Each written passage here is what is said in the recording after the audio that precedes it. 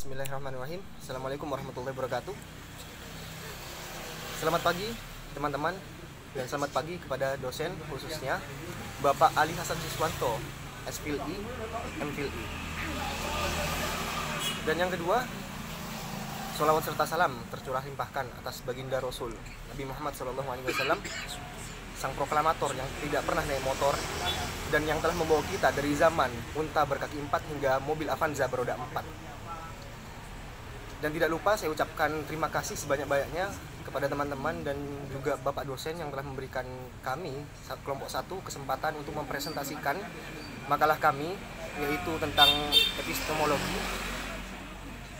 Namun sebelum saya mempresentasikan makalah, saya ingin memperkenalkan anggota dari kelompok kami, yaitu kelompok 1, yaitu yang pertama Mesya Safira Wulandari, yang kedua Sulistiana Hovifah, yang ketiga Rehan Ali Masyaih, yang keempat Dinda Pradika Putri, dan yang kelima Muhammad Yusuflah Yunus. Yang dimana dalam hal ini presentasi pertama akan dipimpin oleh saudari Mesya Safira Wulandari. Kepada saudari Mesya, ya, waktu dan tempat kami persilakan. Oke, terima kasih saya ucapkan. Dan sebelum saya membahas tentang tema khusus pada kelompok kami akan membahas tentang apa itu filsafat. Manusia hidup melalui pandangan hidupnya, view of life. Gerak-geri, keinginan, upaya-upaya yang dilakukan manusia untuk menggapai kebutuhannya tidak terlepas dari bagaimana ia memandang hidup dan kehidupannya. Pada hal lain, manusia juga bertindak sesuai dengan keyakinan yang didasarkan pada pengetahuan kritis. Ujung dari pengetahuan kritis inilah yang disebut dengan filsafat. Secara umum, filsafat dianggap sebagai sistem berpikir kritis manusia dalam rangka mencari kebenaran pokok dan logis, yang kemudian juga dijadikan dasar pedoman dalam menjalani kehidupannya di dunia ini. Sehingga manusia mau memperjuangkan dan mengorbankan segalanya demi hasil pemikirannya yang mendalam dan dianggapnya benar. Oke, sekian background dari kelompok kami yang membahas tentang apa itu filsafat. Dan dilanjut dengan definisi epistemologi itu sendiri. Dari banyaknya jurnal yang kami baca, istilah epistemologi berasal dari bahasa Inggris, yaitu epistemologi, yang merupakan gabungan dua perkataan Yunani, yaitu epistem yang bermaksud pengetahuan dan logos yang bermakna ilmu, sains, kajian, teori, dan pembahasan. Dalam bahasa Arab sendiri, perkataan epistemologi yang diterjemahkan sebagai Nazariyah al-Ma'rifah, Imam Abdul Al-Fattahi dalam bukunya yang berjudul Madhal ila al-Falsafah menerangkan bahwa istilah Nazariyah al-Ma'rifah mempunyai dua pengertian. Yang pertama, pengertian yang luas, yang mencakup seluruh pembahasan filsafat yang punya hubungan dan ilmu pengetahuan, seperti ilmu psikologi, biologi, sosiologi, dan sejarah. Nah, untuk pembahasan kedua, pengetahuan yang sempit, membicarakan tentang hakikat ilmu pengetahuan, definisi, dasar, sumber, syarat, dan bidangnya. Dan menurut Jamil Saliba dalam Al-Mu'jam Al-Falsafi mendefinisikan Nazariyah al-Ma'rifah atau yang disebut dengan epistemologi sebagai hakikat ilmu, sumber asalnya, dan ketinggian nilainya. Dan ada juga menurut Wan Norwan Daud mendefinisikan istilah epistemologi sebagai filsafat yang membicarakan hakikat, makna, kandungan, sumber, dan proses suatu ilmu. Nah, di sini dapat disimpulkan bahwa epistemologi adalah suatu disiplin ilmu yang membahas dan menyelidiki tentang asal-usul, sumber, kaidah, dan proses atau pengetahuan yang mengantarkan kepada hakikat kebenaran. Mungkin itu penjelasan epistemologi sendiri. Sekian, terima kasih. Oke, saya akan melanjutkan presentasi dari teman saya Mesya. Nah, di sini saya akan membahas tentang epistemologi Islam. Kajian tentang epistemologi pemikiran Islam menurut Al-Farabi dan Ibnu Rushdi ini didasarkan dari 3 epistemologi Islam, yakni Bayani, Burhani, dan Irfani. Bayani adalah sebuah bentuk epistemologi yang didasarkan atas otoritas teks atau nas secara langsung atau tidak langsung. Adapun secara langsung artinya memahami teks sebagai pengetahuan jadi dan langsung mengaplikasikannya tanpa perlu memikirkan.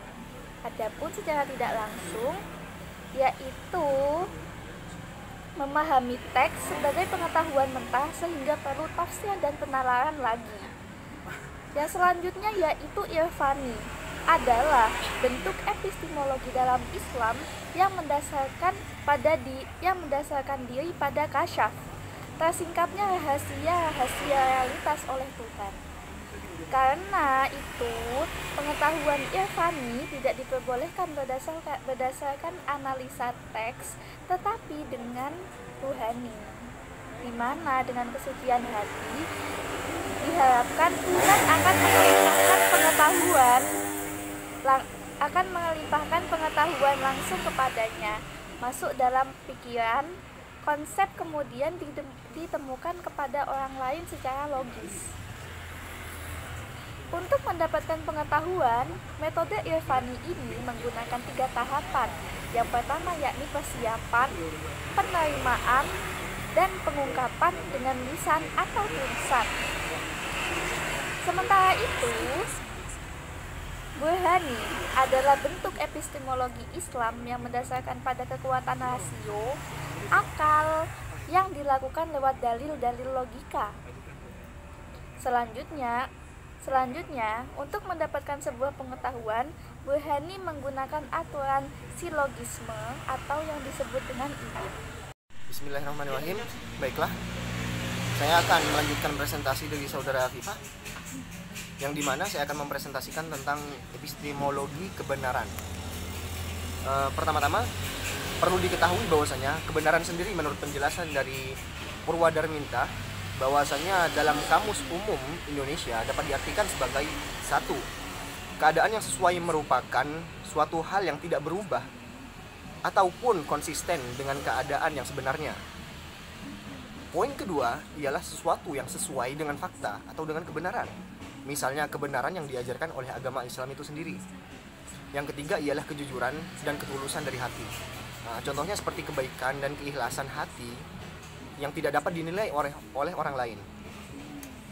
Dan perlu digarisbawahi bahwasanya suatu kebenaran yang hanya didukung oleh tebakan yang beruntung, maka itu bukanlah disebut dengan sebuah kebenaran, melainkan pengetahuan yang kebetulan, atau bisa kita sebut dengan hoki ya. Yang kedua, saya akan menjelaskan tentang epistemologi sosial, yang dimana muncul sebagai reaksi terhadap epistemologi tradisional yang berpusat pada setiap individu.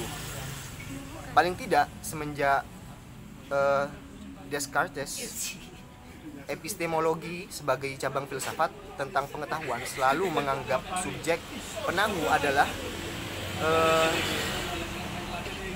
adalah individu tersendiri, yang dimana kegiatan berpikir dianggap sebuah kegiatan personal yang otonom dari pengaruh sosial. Epistemologi sosial hendak meruntuhkan pengakuan itu. Dengan apa? Dengan menunjukkan pengaruh kepentingan dan kondisi-kondisi sosial dalam proses justifikasi keyakinan yang benar dan valid. Oke, kembali lagi bersama saya Misya Satriwulandari, dan di sini saya akan menjelaskan epistemologi logika. Logika sendiri adalah cabang filsafat yang mempelajari prinsip-prinsip dasar berpikir yang benar dan cara berpikir yang rasional.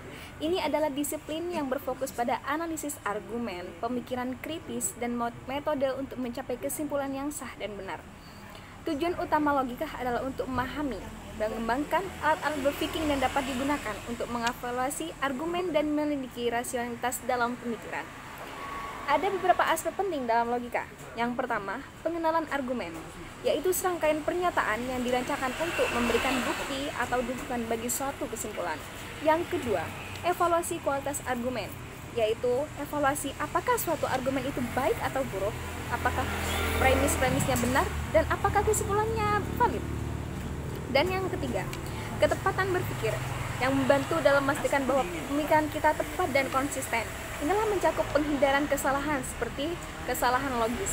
Dan yang keempat, pembuktian dan kesimpulan, yang membantu kita memahami bagaimana membuktikan suatu pernyataan atau kesimpulan dari premis-premis yang diberikan. Yang kelima, deduktif dan induktif, Logika membedakan antara penilaian deduktif di mana kesimpulan harus benar jika premis-premisnya benar. Jika penilaian induktif di mana kesimpulan hanya kemungkinan besar-besar benar berdasarkan premis-premisnya. Dan yang terakhir yaitu logika formal dan informal. Logika formal melibatkan penggunaan simbol-simbol dan aturan yang ketat. Sementara logika informal lebih berkaitan dengan argumen dalam bahasa alami dan struktur informasi yang lebih santai. Logika digunakan dalam berbagai bidang termasuk ilmu pengetahuan, matematika, hukum filsafat, dan berbagai aspek kehidupan sehari-hari. Ini adalah alat penting dalam memahami dan mengembangkan pemikiran yang rasional dan kritis. Mungkin sekian. Baik, di sini saya akan melanjutkan presentasi saudari Iva. Saya akan menyampaikan materi tentang epistemologi skeptisme.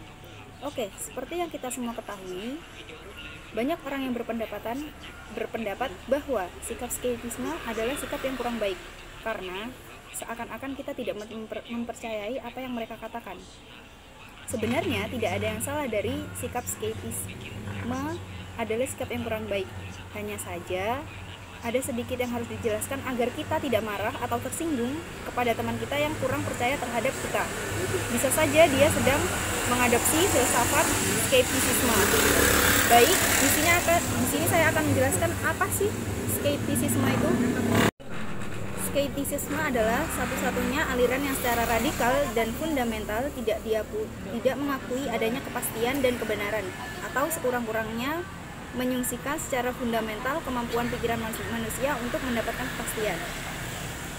Secara etimologikal, kita mengetahui bahwa istilah skeptisisme itu berasal dari bahasa Yunani skeptomai, artinya memperhatikan dengan cermat, meneliti. Para skeptisi pada mulanya adalah orang-orang yang mengamati segala sesuatu yang cermat serta mengadakan penelitian terhadapnya. Namun, karena di dalam interaksi di antara mereka itu tidak tercapai kesepakatan, maka timbullah masalah baru, yaitu mengenai patokan kesepakatan. Bahkan selanjutnya, sementara sampai kepada kesimpulan untuk meragukan adanya kepastian dan ukuran kebenaran. Dari situlah timbul istilah skeptisisme, yaitu aliran atau sistem pemikiran yang mengajarkan sikap ragu sebagai sikap dasar fundamental atau universal. Adapun pengertian skeptisisme yang lain adalah pandangan filsafat yang umumnya mencurigai atau meragukan kemampuan manusia untuk mencapai pengetahuan yang pasti atau kebenaran yang absolut. Ini adalah pendekatan kritis terhadap keyakinan dan klaim. Dan skeptis mencari bukti yang kuat sebelum menerima sesuatu yang benar. Ada beberapa bentuk skeptisisme yang berbeda dalam filsafat, termasuk skeptisisme Pirhonia, skeptisisme akademik, skeptisisme ilmiah, dan skeptisisme agama. Yang kelima, skeptisisme moral. Skeptisisme memainkan peran penting dalam pemikiran filsafat. Karena itu mendorong pemikiran kritis, pemeriksaan klaim, dan pencarian bukti yang kuat sebelum menerima sesuatu sebagai benar. Ini adalah sikap yang menekankan pentingnya berpikir secara kritis dan tidak serta-merta menerima keyakinan tanpa pertimbangan yang baik. Baik, sekian presentasi dari saya. Presentasi selanjutnya akan dijelaskan oleh rekan saya, Yusril. Di sini saya Muhammad Yusril Yunus akan melanjutkan presentasi dari Ananda Dinda Pradika Putri dan akan menjelaskan tentang epistemologi common sense. Apa itu epistemologi common sense? Menurut George Edward Moore, common sense adalah kumpulan keyakinan atau proposisi yang sangat mendasar dan sangat kuat yang seharusnya tidak kita ragukan. Contoh dari common sense, menurut Moore, adalah keyakinan kita tentang dunia fisik sekitar kita, seperti keyakinan bahwa benda-benda fisik yang kita sentuh nyata. Epistemologi common sense adalah cabang epistemologi dalam kurung filsafat pengetahuan yang fokus pada pemahaman dan penelitian tentang bagaimana pengetahuan yang dianggap sebagai common sense atau nalar umum dikembangkan, diakses, dan digunakan dalam kehidupan sehari-hari. ini mencoba menjawab pertanyaan tentang dasar-dasar pengetahuan yang mendasari keyakinan yang kita anggap sebagai common sense. Epistemologi common sense mencakup pertanyaan-pertanyaan seperti: 1. Apa yang dianggap sebagai pengetahuan yang mendasar atau common sense dalam berbagai budaya dan masyarakat? Bagaimana pengetahuan ini dibentuk dan diwariskan dari generasi ke generasi? 3. Apakah common sense selalu dapat diandalkan atau apakah ada situasi di mana ini dapat salah? 4. Bagaimana cara mengatasi perbedaan dalam keyakinan common sense di dalam individu atau kelompok? 5. Bagaimana pengetahuan common sense berhubungan dengan pengetahuan ilmiah dan pengetahuan filosofis yang lebih abstrak? Epistemologi common sense membantu kita memahami peran pengetahuan yang kita anggap sebagai nalar umum dalam pemikiran kita sehari-hari, serta bagaimana pengetahuan ini berinteraksi dengan pengetahuan yang lebih spesifik dan kompleks. Ini adalah topik yang terus diperdebatkan dalam filsafat dan memainkan peran penting dalam memahami bagaimana manusia memahami dunia di sekitar mereka. Sekian, terima kasih. Mungkin sekian dari kami kelompok pertama. Apabila ada kritik dan saran, kami persilahkan. Ada pinang di belah hati. Sampai jumpa dengan kami kembali. See you. Assalamualaikum warahmatullahi wabarakatuh.